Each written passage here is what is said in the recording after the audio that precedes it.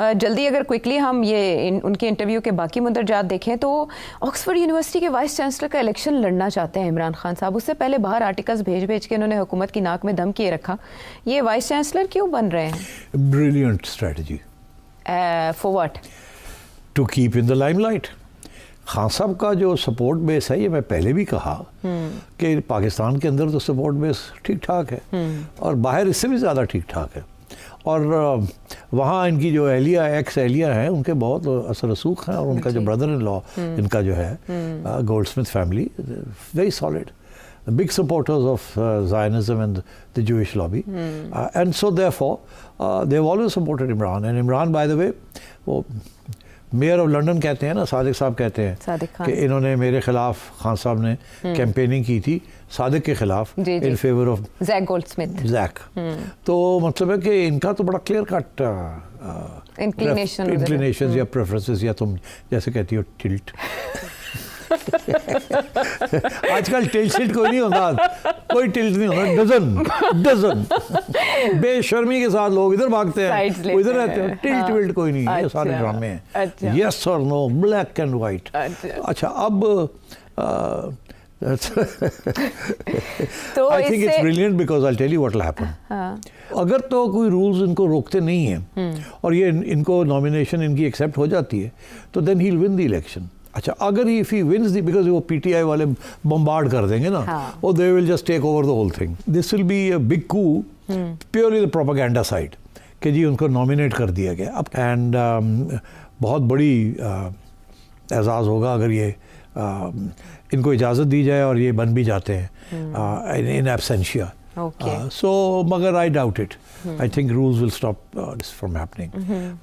But अगर ये हो जाता है, it will be a very big issue. As Vice Chancellor बहुत उनको prominence मिलेगी और बहुत उनकी जो human rights and so on and so forth, it will be a coup. Highlight बहुत होगा ये कि प्रिजन से ऐसे किया गया। और जो लास्ट क्वेश्चन है वो है शेर अफजल मरवत साहब का यू टर्न और आते साथ ये कहना कि अगर एक और 9 मई हुआ तो जिम्मेदारी मैं लूँगा। समझ नहीं आई मुझे। शेर अफजल मरवत साहब को तो आधी पीटीआई मानती नहीं है। अब वो चले गए हैं खान साहब के पास जी, और आके वो ये कह रहे हैं कि खान साहब ने मुझे ओके कर दिया, गले भी लगा लिया और उन्होंने कहा मैं जिम्मेदारी लूंगा। खान से मशवरा किए बगैर मैं अगर कुछ ऐसा एहतजाज हुआ तो मैं गए मशवरे के लिए, आके कहा मैंने मशवरा नहीं किया और अब मैं ये करने जा रहा हूँ। मतलब ये है कि जो भी होएगा मनु फाड़ लेना उन्होंने, और तो केस ना करना।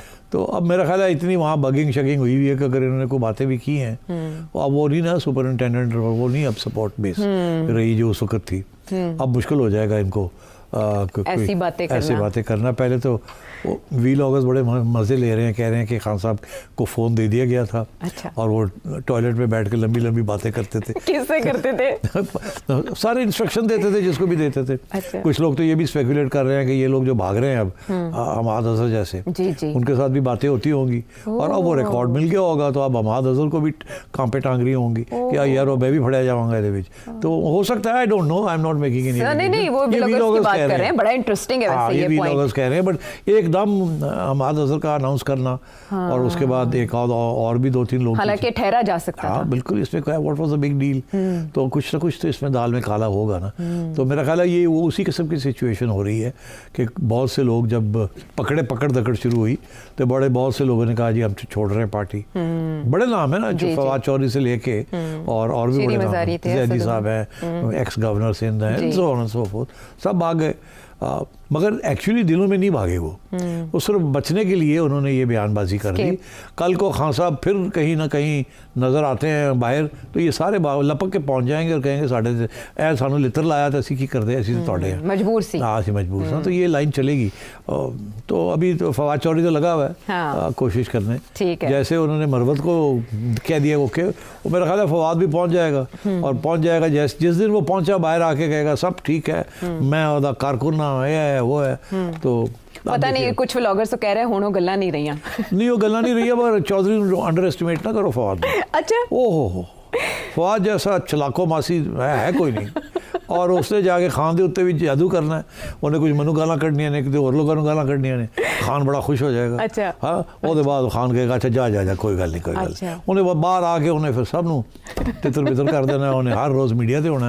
ये सारे जड़े मीडिया के बेचारे आ रहे हैं फारग हो जाएंगे। फवाद चौधरी लगे हुए, बोलते तो वो बहुत अच्छे हैं, गुफ्तगू के तो माहिर हैं। हाँ, तो ये है। मुझे नहीं पता था, वैसे वो जर्नलिस्ट के तौर पे उनको देखा है, वकील, मुझे नहीं पता था उनको कोई जादू भी आता है। जादू वादू कोई नहीं, जुबान। अच्छा, जुबान चलती है। अच्छा, और जादू करती है, और जादू माहिर हैं एक चीज़ के जिसका नाम मैं नहीं ले सकता।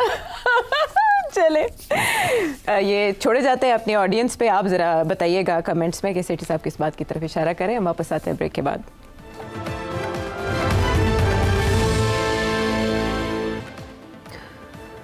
शो में साथ देने का शुक्रिया और सवाल भेजने का भी शुक्रिया। बहुत से सवाल हैं लेकिन हम चुनीदा शामिल कर लेते हैं ताकि रिप्रेजेंटेशन हो जाए। और मोस्ट इम्पॉर्टेंट क्वेश्चंस जो मुल्क के मुस्तकबिल के बारे में हैं। अली खान साहब लाहौर से, आपने कहा कि इमरान खान और उसकी पार्टी अब ख़त्म होने जा रही है, तो क्या वाकई वो ख़त्म हो रहे हैं? तो जितने सपोर्टर्स हैं उनका क्या होगा? सपोर्टर्स तो पीछे हटने को तैयार नहीं है उनके। आगे आप उसको किस तरह चलते देख रहे हैं कि अगर प्रोजेक्ट इमरान इज़ फिनिश तो नेक्स्ट प्रोजेक्ट कौन सा है फिर? प्रोजेक्ट बिलावल या प्रोजेक्ट मरियम जो कि ऑलरेडी लॉन्च टेस्ट है?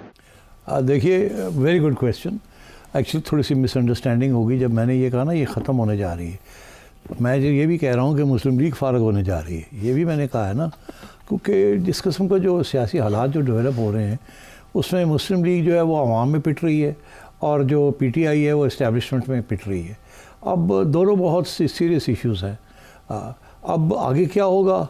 पार्टीज़ तो रहेंगी, लीडर्स भी रहेंगे, सपोर्ट बेस जो है वो तब्दील हो सकता है। डिपेंड करता है कि आगे हालात कैसे डेवलप होते हैं। आपने देखा कि एक वक्त था कि जुल्फ़िकार अली भुट्टो साहब के बाद ज़ियाउल हक साहब 10 साल के लिए रहे और फिर पीपल्स पार्टी थोड़ी देर के लिए रिवाइव हुई, फिर नॉकआउट हो गई। फिर नवाज शरीफ साहब आगे थोड़ी देर के लिए आए, नॉकआउट हो गए। और आवाम भी बड़ी दिलचस्प, उसकी भी रवैया बड़ा दिलचस्प होता है। वो भी ये देखते हैं, पहले तो एटलीस्ट यही होता रहा कि इस्टेब्लिशमेंट किसके साथ है। ये पहली दफ़ा है कि आवाम ने ऐसा वोट दिया है कि उनको पता था इस्टेब्लिशमेंट खान के ख़िलाफ़ है और फिर भी उसके बावजूद उन्होंने वोट दिया। So this is a very major development. मेरा ये मतलब नहीं था कि पीटीआई वजूद में नहीं रहेगी, मगर खुदा ना ख्वास्ता अगर इमरान खान साहब भी पॉलिटिकल सीन से हट जाते हैं फॉर वन रीज़न और another, for whatever reason, तो देन पीटीआई वहाँ कहाँ जाएगी? Who is the successor to Imran Khan? जिसको भी ये नॉमिनेट भी करेंगे इट मे नॉट वर्क, और if he is not on the scene तो then who will nominate? So इसलिए it's very difficult to say whether he will be on the scene, when he will reappear on the scene, in what form, if at all is part of a compromise. So ये सारे issues हैं। Similarly ये जो government है कब तक रहेगी? क्या आजकल की जो कारकर्दगी है जिसकी वजह से आवाम इसके सख्त ख़िलाफ़ हुई है, क्या आगे जाके कोई रिकवरी करेंगे ग्राउंड की?